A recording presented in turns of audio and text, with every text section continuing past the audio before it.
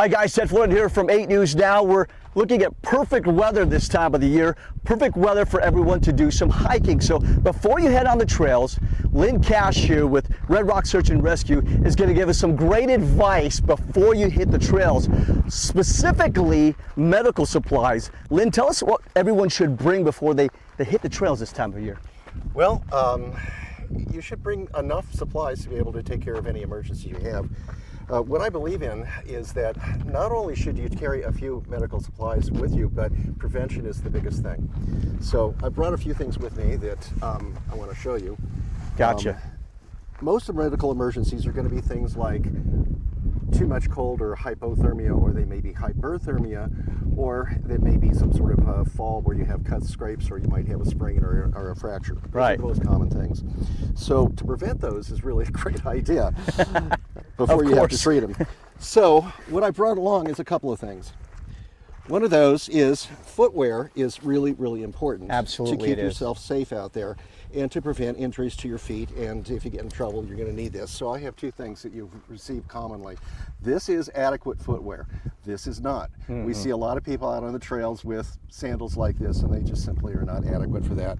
Yeah. Another thing is to have a hat of some sort, and the wide brim hat. And the reason for this is not just to keep the sun off of your head, but you can evaporate a lot of water out through your head.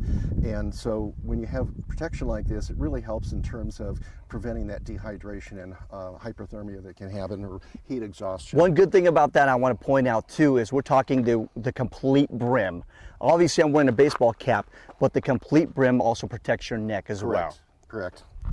So let's see, another thing that I carry, or that I recommend everybody carry, whether it is the middle of the summer or whatever, is any kind of a sweatshirt. Yes. Or something else, and because this can be used for a lot of other things. You can use it for bandaging, you could use it for a bulky dressing around a wound, you could use it for splinting, that type of stuff. So these are useful items. It's also important to note too, Lynn, that even though it's warm during the day, once that sun goes down, it gets cold quick. That's correct, yes. Well, you need that specifically. But I think that the most important thing to carry, and I need to find it here, and I probably don't have it with me though, is a bottle of water, an extra bottle of water. Yes. Because, oh, it's on this side over here. Extra bottle of water. And I carry one of these specifically for emergencies. This is not my personal supply. This is for emergencies. And the reason why you would carry this is for two reasons. One is because during the heat of the summer, you're going to get dehydrated. A person that you run across, or if you get into a problem yourself, you're going to need extra water. So an extra bottle of water is a good thing. The other thing though is that if you become have heat exhaustion, then there are solutions that you can buy that are little packets of electrolytes. Yeah. So when we sweat, we lose a lot of water, and that can make us dehydrated and make us sick during the summertime.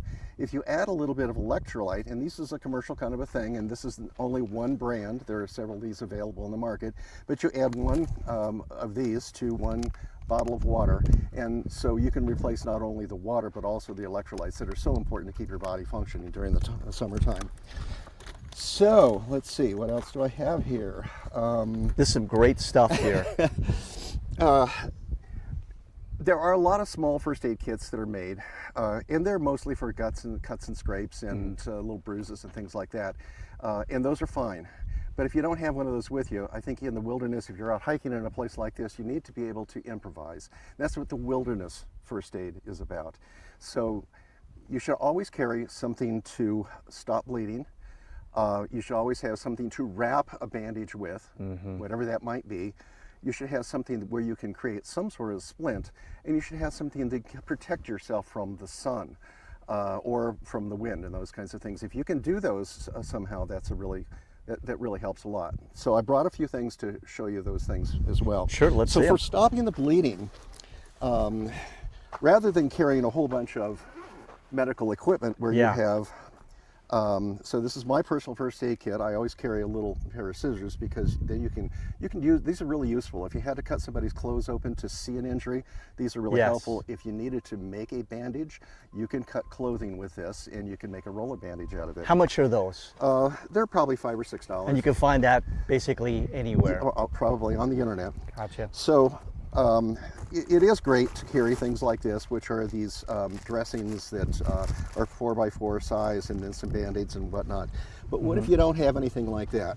A very useful item is a towel. So I carry Gotcha. small towels, and these happen to be paper, but the type you get at the car wash. Yes. These will not fragment when you get them wet.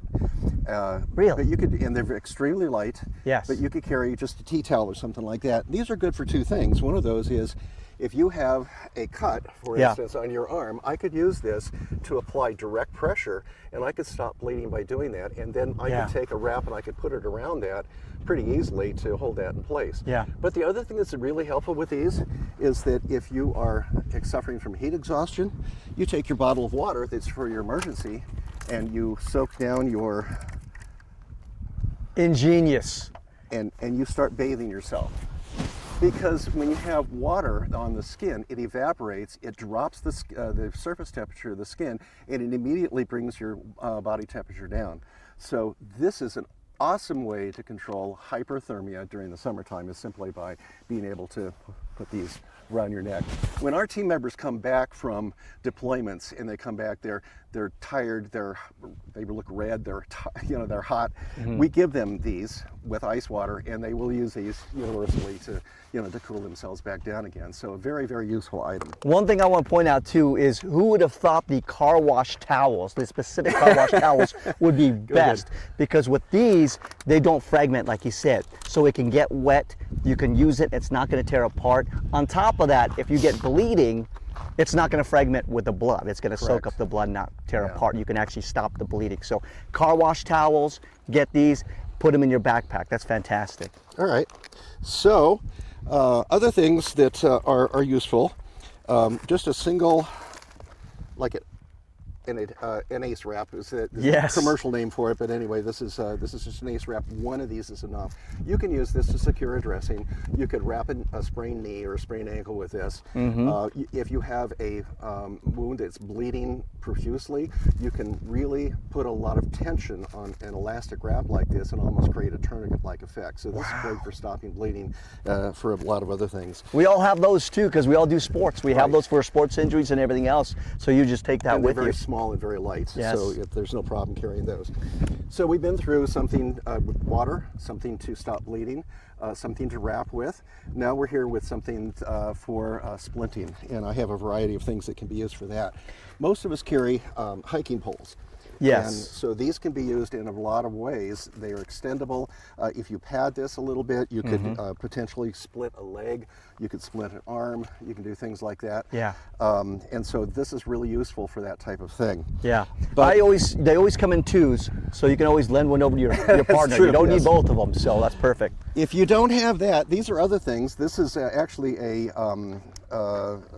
small exercise mat. But yeah, a lot you're of right. hikers carry these mattresses that they sleep on, or even if you don't do that, this is great. I carry this because if I needed to sit down on the desert floor where it's hot and it's rocky and whatnot, or if I have to attend to somebody else, then I have something to put my knees on. But I could also use this for if you have a fractured, you've fallen with your arm extended like this and you've got a break right here, I can take this and I can wrap this around like this, and I can take that ace wrap, and it's created a splint, an artificial kind of a splint like that. Yeah. So this is all a part of what we call improvisation. Yeah. When you have this, we also like to have the arm immobilized like this, so a sling would be really helpful. Gotcha. Well, Yes. I don't have a sling with me, Right, yeah. so what I have in my pocket is a safety pin. And what I can do with this is that I can take your shirt and I can wrap it up like this, and I can safety pin your shirt to the front of your shirt, and now you have a sling. That's genius. And all it takes Smart. is just a safety pin to do that. Yeah. We all have safety pins at home too.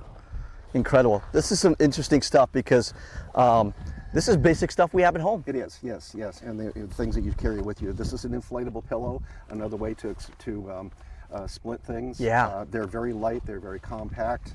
You can roll these up, stick them in the corner of your pack, no problem. These have multiple uses. If you get tired, you can take a nap. And then the sweatshirt can also be used as a bulky dressing. So if you have an ankle, for instance, that needs to be splinted, and I'm not going to put it on your ankle, let's put it back on your wrist again. Okay. I'll take this from you. Sure. Then I can just pack this around as a bulky dressing. Yes. And I can, again, wrap it with the ACE wrap, and then you have a little bit of support. Yeah. Fractured wrists are fairly common when people fall like that. So Does that happen a lot out here? Fractured wrist, fractured ankles? well, when people fall down, they tend to fall with their arms extended like this. And so the impact goes into the wrist primarily, and it'll go into the shoulder. So it's not too hard to break the wrist right here or to dislocate the shoulder or actually fracture up here, especially if you're an older person. Protection from the environment is another thing that's really important. When people become injured, they automatically are more susceptible to hypothermia. But in this environment too, I've had situations where I've had people that I've had to attend to, and the sun is so intense, for instance in July, that you have to do something to protect them from the environment. Yes. So a way to deal with that is by carrying, I probably don't have this with me right now either, but I usually carry a small piece of cloth that is the ripstop nylon, and it's not very big, but it's enough that I could cover up with a little bit and protect myself from the wind, or it could be used as a sunshade. Things like umbrellas are useless when you get in the high winds, but if you just have a piece of cloth that you can put over you, then ripstop nylon is fairly inexpensive. It's another material that you can cut into strips, and you could make it into a bandage if you needed to. So those are the things that I recommend, is that water, something to stop bleeding, something to splint with, something to wrap with, and something to protect yourself from the environment. One thing out here compared to some other places is that there is no shade. No shade out here at all. No. And how intense can that sun get out here, Red Rock, even though people think, hey, it's higher in elevation, it's cooler out here? Well, the problem is that not only is it very hot here, but the ground also gets really hot. And if you get to a point where, for instance, you pass out or you need to sit down and you have no protection, you're going to sit down on a very hot desert floor. Yeah. So in July, when you're out at Lake Mead and it's been 110 degrees for 5 days, and you're out there at noon and in a cloudless sky like this, guess what the temperature on the desert floor is? Yes. So that's a real hazard. Right. It's almost what we call the heat island effect. It's Correct. basically the rocks out here heat up too, and so it gets very hot. So let's recap real quick the top things that people should bring, some necessities real quick. Some Band-Aids and minor stuff.